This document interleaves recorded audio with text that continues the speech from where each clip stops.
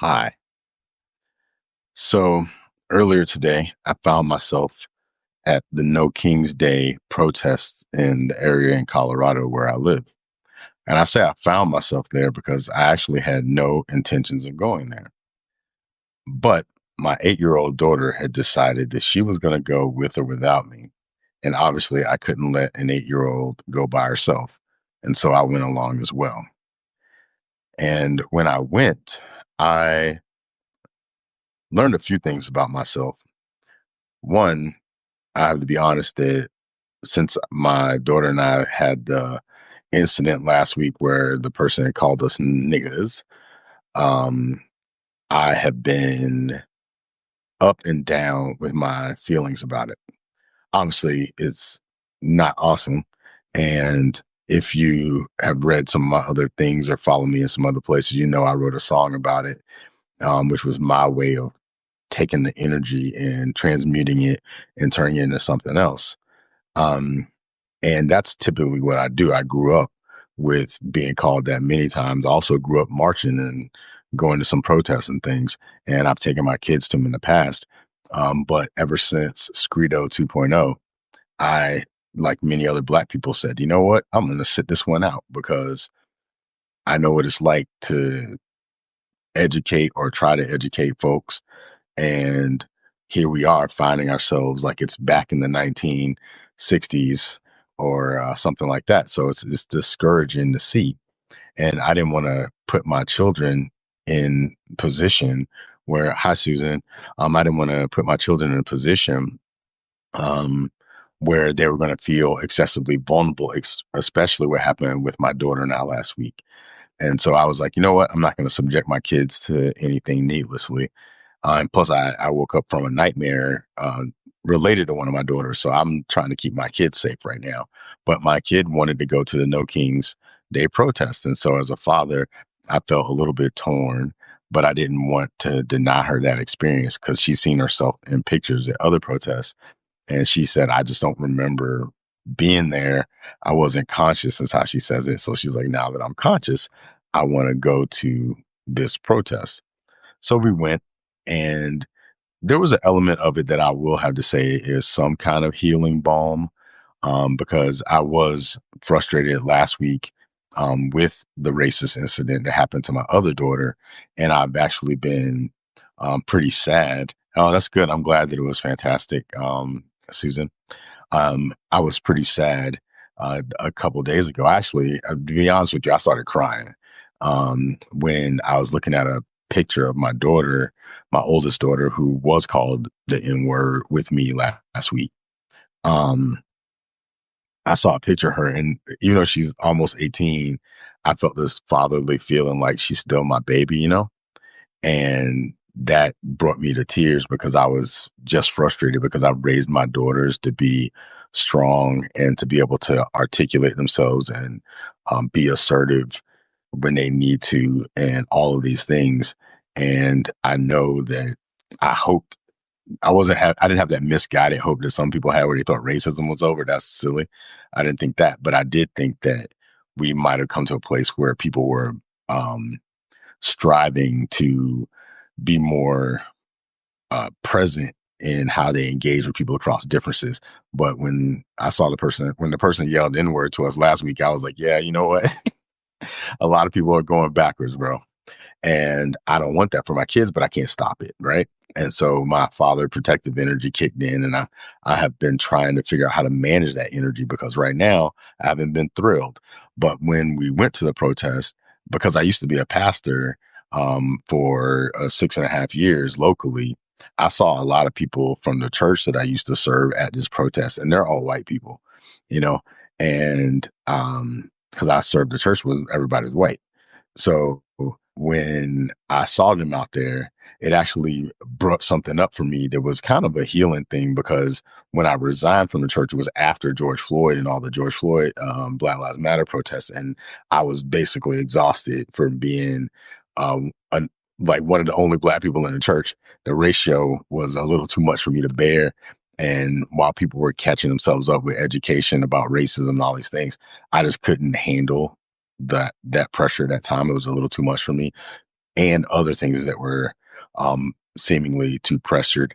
And I also felt like the Christian church was a big part of the problem. And so I felt like I needed to get out of there and try to help people actually practice it. So I went into bridging divides and bringing people together across differences and depolarization, all sorts of things like that. Spent a few years in that only to find that that area has challenges as well that I won't get into. But going to the protest today actually um, did make me feel a little bit lighter, especially with people into balloon animals or whatever it is that they're called. That was funny. And there was a lot of funny signs. I'm not going to lie. There was a lot of funny signs and other things. And one of the things that I do to kind of keep myself up is I also do stand up comedy.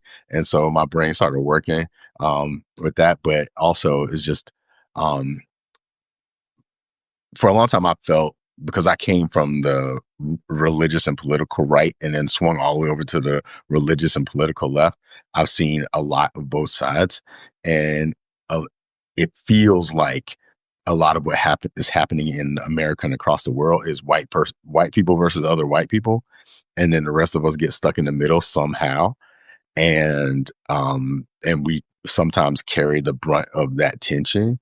Not always, I guess, depending on the group, but from my perspective, it feels that way. And so it actually feels kind of cool to see white people challenging other white people, um, and being able to. I hope that that challenge extends to their home life, where in their family life, because I think that a lot of what has been pervasive in our society is because people don't deal with some of these issues at home. They don't wrestle with their families or argue with their families about some of these things that are having these ripple effects all throughout the community. And there's a lot of things, a lot of harm that's coming to a lot of people right now. And once I talked to somebody yesterday who's on SNAP, and they told me that they're about to lose their SNAP benefits and they're a single parent. It's going to devastate them. And a lot of people are losing their insurance. I grew up without insurance, and I'm prepared to not have insurance now. And I don't know what we're going to do. Maybe pray our way through it or something. But a lot of people, it could be life or death. So these kinds of things, the protests and the having the discussions and challenging people, it all matters. And we really have to kind of put in more work. I'm glad I went, even though it wasn't my intention to go. And I'm glad to have built the memory with my daughter of being there, because as she's growing and developing and reflecting on the world as it's emerging, she's going to have this as a frame of reference where people that she knew, because some of the people she knew from the church, she saw them there and some of her friends were there. So even though I can't, make the world a better place for her, at least she can have some sense of there are people that do care. And I hope that that care extends beyond being out on the corner and celebrating in some kind of way of the togetherness. Because going to protests is honestly, it's like a religious experience. And I know that as a pastor. And so I know that it's a religious experience, but I also know that humans are subject to this thing called hedonic adaptation. And hedonic adaptation, um, oh yeah, Susan said it was mostly white people in a predominantly black city. Heard 200,000. It's time for us white folk to do the work. You know what? Thanks, Susan. If I could give you a high five from here, I would. Consider it a high five. Yeah, I mean, I don't even know what to say about that. But so I'll just go back to the hedonic adaptation thing. So hedonic adaptation, or sometimes called a hedonic treadmill, is this state where we have a baseline for our emotions. So if we get excited and feel a lot of feelings, like if you go to a conference and you're like, man, this conference changed my life. I'm gonna go home and like build a better world. And then like 3 days later, you don't give a shit. I mean, a crap. My daughter is in earshot. Don't give a crap. That is the hedonic treadmill or hedonic adaptation. And that happens to a lot of us.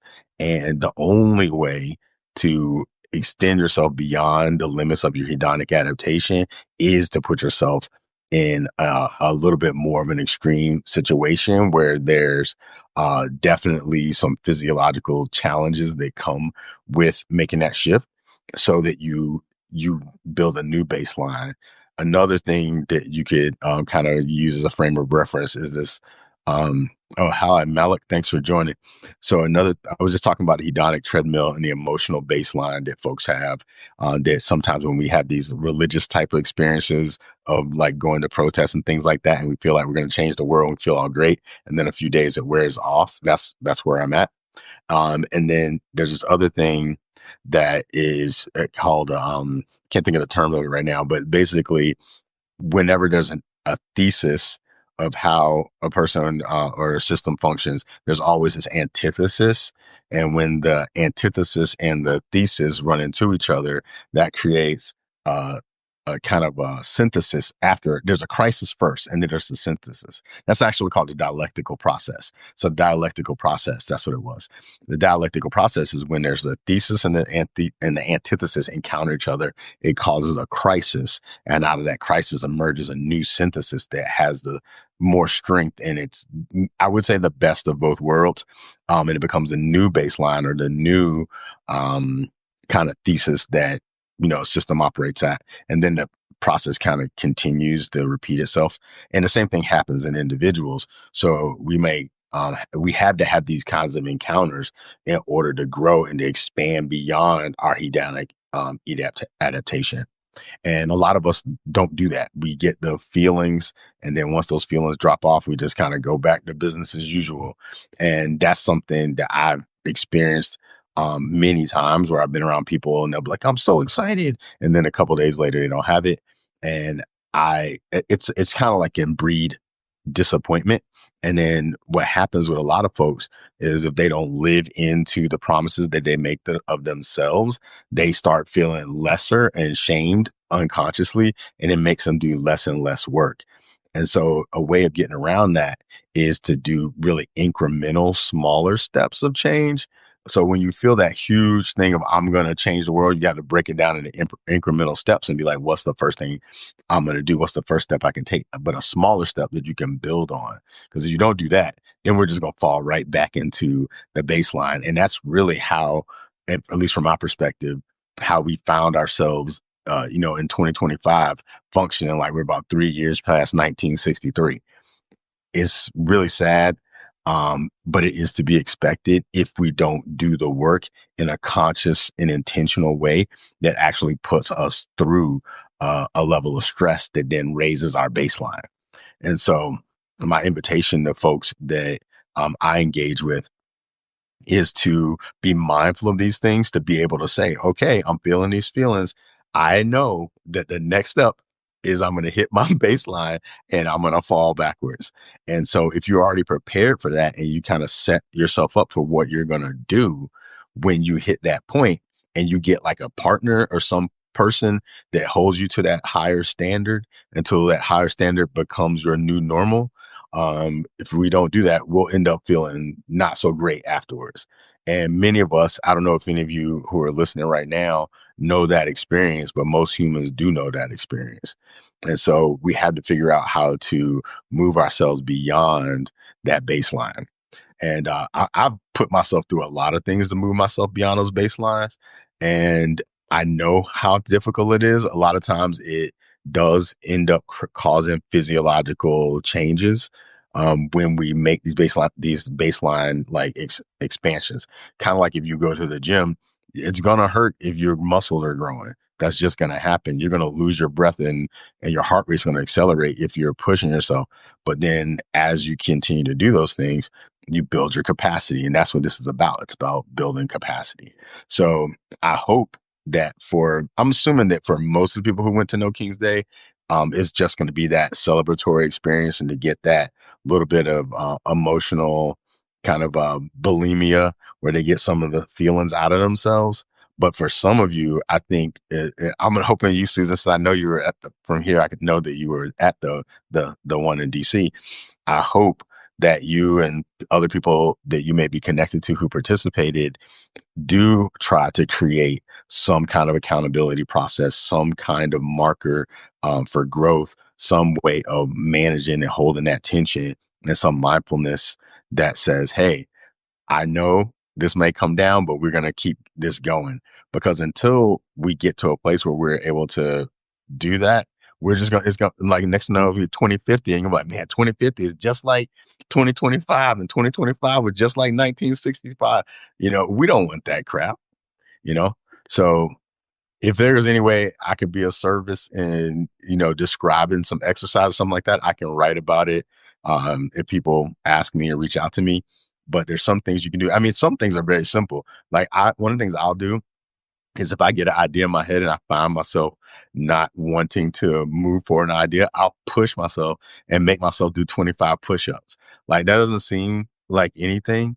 But if I can feel myself in resistance, then I make myself do something to tell my ego, you're not in charge of the me. Like, if that makes any sense, that I can push myself. Like, and I don't know if I posted it up here or not, but when my daughter and I were called in word last week, I did in my most recent video post, I put a link to the song that I wrote after my daughter and I were called niggers.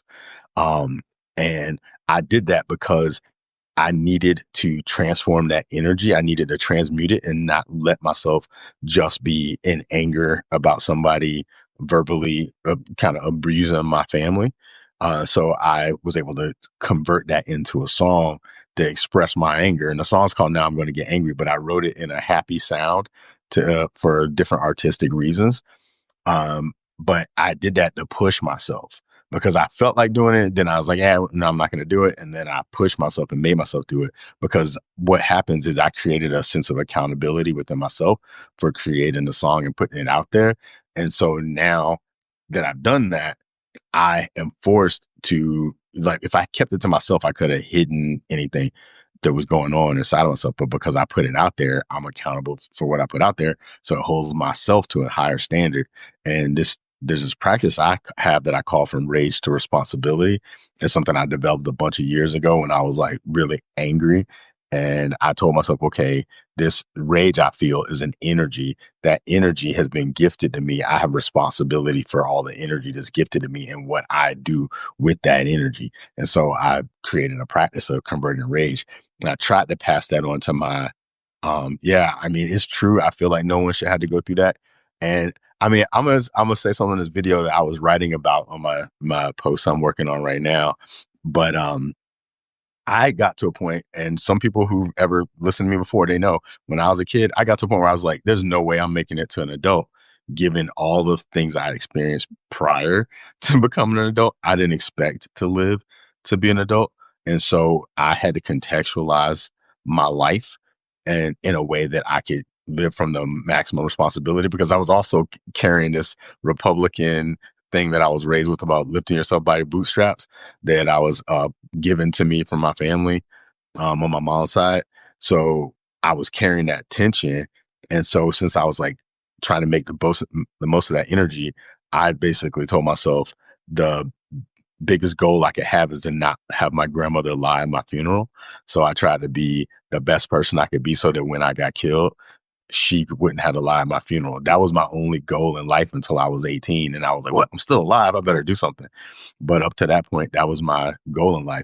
And I used to walk outside. And before I walked outside, I would imagine that there were snipers all around and somebody was waiting to take me out at any moment. And I just my game that I played with myself mentally was to do whatever I was doing with my back straight. Because I don't remember how Martin Luther King said it, but it's something like someone can't ride your back if you don't bend it, something to that degree.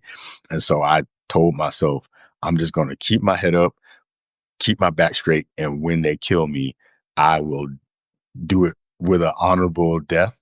That was my goal in life. Now I'm 50. So it's a lot of things that if I knew I was going to be alive this long, I would have done different. but that's how I lived for a long time. And I mean, really, until I had kids, I kept that mindset. And then I started wanting to stay alive because I have my children, and and this protector energy that I have made me want to live in a way that I can model for them, and to kind of shield them from some of the stuff that I experienced. I've not been able to shield them from everything, obviously, but I try to shield them from some while also teaching them and being mindful and all those other things. But there's a lot of us who deal with that energy on a day-to-day basis in different ways. Sometimes we deal with it in ways that make us hate ourselves and hate our lives and kind of self-destruct. And people do that from all types of groups, but they do it for different reasons. And I did that for a long time. So that's a little bit of a caveat. So I've been doing this work for a long time, this rage to responsibility work, because I felt like it was, I don't know the best way to describe it. I have a comedy set where I explain it in comedy. I'm not going to do a comedy show here because you need to feed off of laughs and y'all aren't going to laugh. I won't hear you laugh, so I'm not going to do comedy. I'll just say that um, there is to me a responsibility that I have for the energy that comes to me, no matter what that energy is. And some of it comes to be forgiven. Some of it comes to be transmuted. Some of it comes to be channeled in a kind of surgical way for change and for healing in the society and the community. And I'm trying my best to live from that, to live from the highest consciousness that I can achieve in this lifetime, not for me, but because eventually I'm going to be dead and no one's going to remember I was here anyway, but for whoever's here after me. And so that's basically how I'm trying to channel this energy. And life has just kind of set me up in a way to be mindful of these things. And so I'm grateful for that. And at the same time, there's some challenges there. So anyway, I kind of went a little bit further than I intended to when reflecting on the No King's Day protest. What I will say is that I'm glad I went. I'm glad I went with my daughter. I'm glad we have this memory together and that we can reflect together. And I'm glad that I saw some white people, a lot of white people out there being like, no to this, because the truth of the matter is that the system, and a lot of folks know this, it was made to benefit white people. And so when I'm in Colorado, Susan. So basically, and there's a lot of white people here. It's not like DC. I used to live in the DC metro area. Well, basically Maryland, because I used to work in the intelligence community actually, and that was one disheartening career path. Let me tell you, after doing that, I felt like, oh God, and I had to like change and become a pastor just to kind of clear my soul from the things that I learned. Mm-mm-mm. That's why a lot of people wonder why I like changed my career so drastically, but it was because the other career field was making me a paranoid person that couldn't trust anybody, and I did not like that feeling. Oh, that's awesome! Your husband's a retired Air Force general. Yeah, I was in the Air Force also. So, but I got out. I thought I was going to stay in 20 and da da da da da, but my soul was not inclined to that. So good on your husband for making it through, and I'm glad he retired and doesn't have to deal with what's happening right now. Whew. But at any rate, my prayer, I guess I'll say for folks, is that wherever you are, if you engage in the protests or if you witness, oh man, Jag, as I'm having my own side conversation with Susan. Yeah, I'm glad that he's appalled. I have most of my military buddies are actually supporters of the person. I call him the Scredo. I don't call him anything but the Scredo. And I've actually, if you read any of my previous posts, I wrote about, I call him Scredo and I call his worshipers Scredians because they are not Christians, in my opinion, based off of the principles that Jesus taught. But that's a whole other story. Where I'm trying to kind of get to is this idea that whether you participated directly, indirectly, whether you stayed out of it or any of those things, we are in this together no matter what. And I think that the greatest responsibility we all have is for the energies that come to us and that we channel those. Um, oh no, Cheeto Jesus in our house. I'm not sure what that means, but I don't know what to say about that. but but basically I do think that each human soul has a responsibility for the energies that we that come to us, and that with consciousness we have an opportunity to be able to do something that oh yeah, he's definitely orange. Jesus, I just didn't know if you were trying to say you worship Cheeto Jesus. I hope not. But in yeah, I just, like I said, I call him Screedo, and there's a whole thing about that if you want to go down that rabbit hole. I even made a hymn about the Screedo called "Bless You Screedo." It's kind of comical because I do stand up comedy in addition to this stuff, so sometimes I do some silly things. But anyway, um, oh man, thanks for so much engagement, Susan. You got me laughing. Alas, I will end with saying that I hope that with the energy that I've been gifted and that I'm distributing through this platform and some other things that I'm doing, that it serves folks and helps folks sharpen their resolve, be able to be mindful of what's occurring in their own consciousness by sharing things like hedonic adaptation and the dialectic process and some of the other things that keep us from living fully into the professions of our faith or the professions of our ideals or values.